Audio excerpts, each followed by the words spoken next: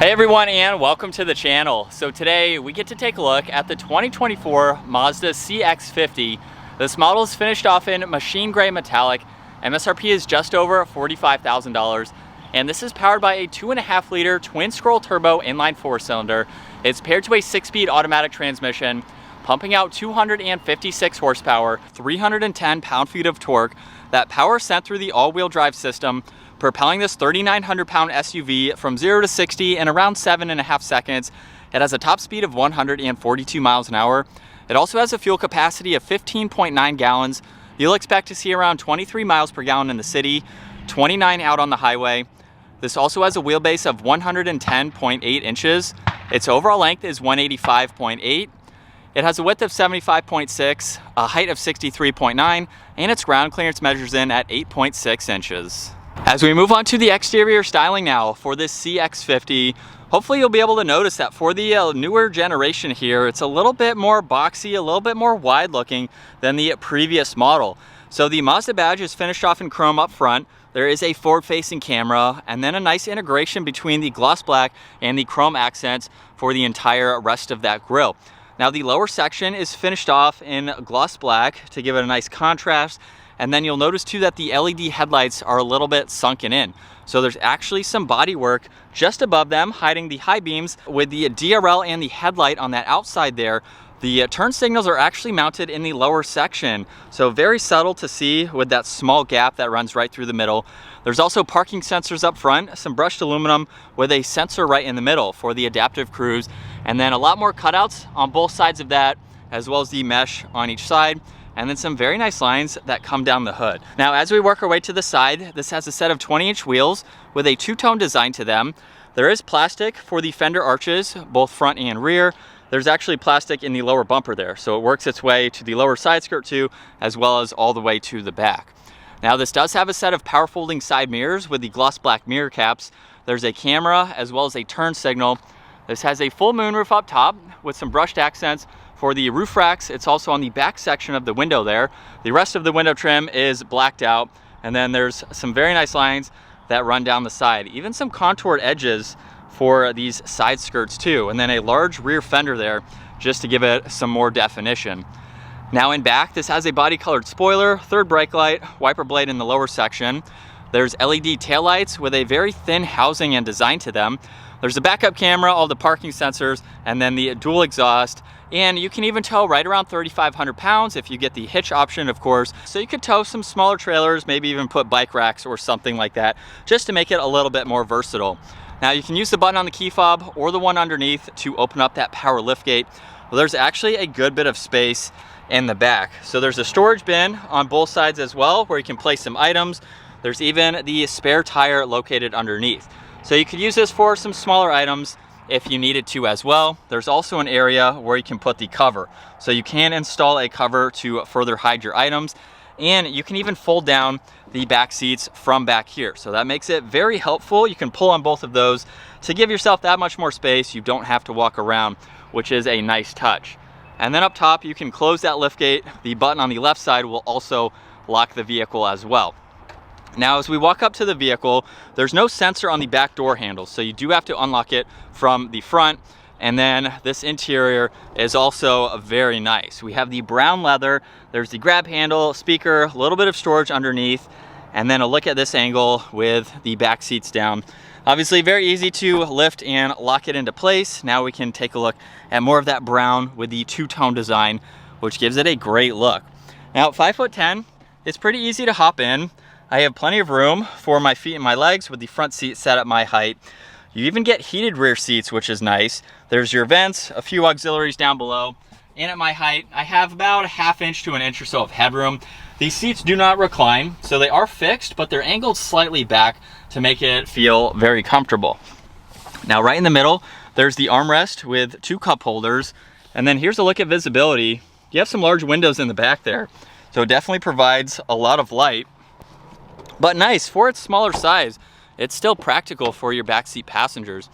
Now up front, we get a little bit more accents like this X design for the stitching. You have your power folding side mirror controls, all the window adjustments, and then more storage space down below. And of course, the same design for these front seats. they are power operated. So all those are down on the side. And then the steering wheel is solid leather. Let's start this up though. That button's down below. And we can bring this to life, where over on this left side, there's volume and tuning as well as Bluetooth controls. If you click on info, this is how you can actually go through the gauge cluster right in the middle there. So just by clicking on that, you can scroll through all this information, like your driving information, you have your adaptive cruise with your steering assist, and you can also shut that off as well. So a little bit that you can scroll through. On the left side, there's the TAC. Right side, there's your engine temperature as well as your fuel level. And you'll notice too, you have MPG and your range on both sides of that middle there. Now over on the right side, there's your distance pacing along with your cruise control settings. This also has steering wheel mounted paddle shifters. And then on the left side, there's actually a lot more that you can go through. So there's your liftgate release, memory seating adjustments. There's the iStop, so you can turn that on and off for your engine start stop. Traction control, parking sensors. There's also the mitigation system. So this is basically a safety sense. And then you also have a view button for the 360 camera system. So by pushing on it once, you can see this view. You can also change it to the forward facing camera. And then you also have the side mirrors too. So very helpful to quickly be able to pull all of those different angles up. And then this does have a head-up display. It shows miles per hour and the speed limit sign. And then coming back to the infotainment system, this is not a touchscreen system. So there's nothing you can do for that. You do have to use all of the controls that are down below. So there's a rotary dial, there's navigation, home, and music. So if I push on home right now, you can go through all of this. So you have settings and navigation, you have your phone and music, and then you can just use the rotary dial to click on the information that you would like to get into. It's not too confusing once you get used to it. You also have Apple CarPlay and Android Auto, which is nice. And then you can even control how you would like to view this with the time there or with all of the information. So not a ton, but it definitely gives you everything that you need to use on a daily basis. Now underneath that, there's all the climate adjustments, dual zone, we have the fan speed, heated and ventilated seats, as well as a heated steering wheel. Now one thing I want to point out real quickly is the fact that AC on this side, the light to illuminate is over on that right side. From the driver's seat, you can't see that at all. I feel like it should be on this left side because you can't tell if it's on or off unless you get all the way down here to see that. Same thing with the heated steering wheel, it's on this side. Maybe it should have been there or at the bottom so you could easily see that. But nonetheless, you have all those controls laid out very nicely. There's an auxiliary down below, a little bit of storage with 2 cup holders. And then with the shifter releases in the front, we can quickly put this into reverse. Have that backup camera with the different angles, of course, and then you have drive, and you can even shift using the shifter itself. Now there's also a few different driving modes. So there's sport, normal, and even an off-road setting if you need to use that. There's your e-brake with your auto hold. You have power and volume and tuning for the audio, as well as a favorites button. And then there is a split style for the armrest. So you can open that up. There's some auxiliaries down below. There's also a good bit of storage space in that glove box there. Now there's garage door buttons up top. We have dome lights as well as the sunglass holder and the controls for that entire moonroof. But here's a look at visibility from the driver's seat. It's a small, more of a compact size SUV, but even with its exterior design, you have a lot of visibility over both shoulders. As we set off now behind the wheel for the CX-50 and merging onto the highway, this engine definitely has some get up and go to it. I've been very impressed with it. Doesn't seem like it is underpowered by any means. And as far as visibility goes, super easy to see all around. So I've been driving this for a few days, and honestly, I like it. It's a little bit small, but it just depends on your personal preference. It's a small vehicle, but I think Mazda did a great job at giving you a lot of interior space at the same time. And while we're out on the highway, it's what you would expect for a vehicle like this. This isn't an ultra luxury focused vehicle, but even on the highway, it seems very well composed. You have all of the aids that you need, and while driving this out on the highway, it's been a nice commuter type of vehicle for the last couple days. So it's a very nice vehicle to drive, and you can also shift using these paddle shifters as well if you need a little bit more responsiveness.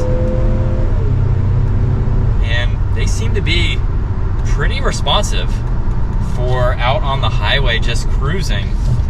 But yeah, this is a cool SUV. Like I said, it's on the smaller side, but I like the fact that there's plenty of space for myself to sit comfortably in the back. as well as having additional cargo space. The one thing that I'm not a huge fan of is the lack of touchscreen for this. It takes a little bit of time to get used to using the controls to go through everything. I've been able to drive Mazdas before, so that's not new to me, just something I thought I would briefly mention again. Some people don't like that. Some people like using this. I know a lot of Mazda owners that do like this system and they use it with no complaints. So if you've owned Mazdas before, obviously this is something that you enjoy and that you like, and it just depends on the person, of course. But it's been driving very, very nicely. It seems to handle well on some back roads that I've been able to take this on. And it's kind of more on the basic side, but at the same time too, the Premium Plus here is pretty much fully loaded with all the nicer materials, all of the leather. You get the Bose audio as well, and all of those safety aids and controls that I've already gone over. So for its kind of basic price tag, when you compare it to other luxury brands, it's not all that much with what you are getting. So it's nice to see that you can still get those luxuries in a vehicle that's not necessarily going to break the bank, and something that is going to be a great commuter, something that you can absolutely daily drive. And in sport mode, second gear, here we go. And with a mild acceleration, like I mentioned earlier, definitely has a good get up and go to it. And the paddles are very responsive, as well as this shifter here. You're probably not going to be using that all that often, but if you needed to, they are there and very usable. So here's what it's like to be behind the wheel for the Mazda CX-50. With its smaller size that I mentioned earlier, it doesn't really feel that small from the driver's seat here. So it's not too compact or too confined, which I like. But as you can tell, it has a very minimalistic interior to it, with the simple layout for the controls there. Ooh. And we're back up to speed there.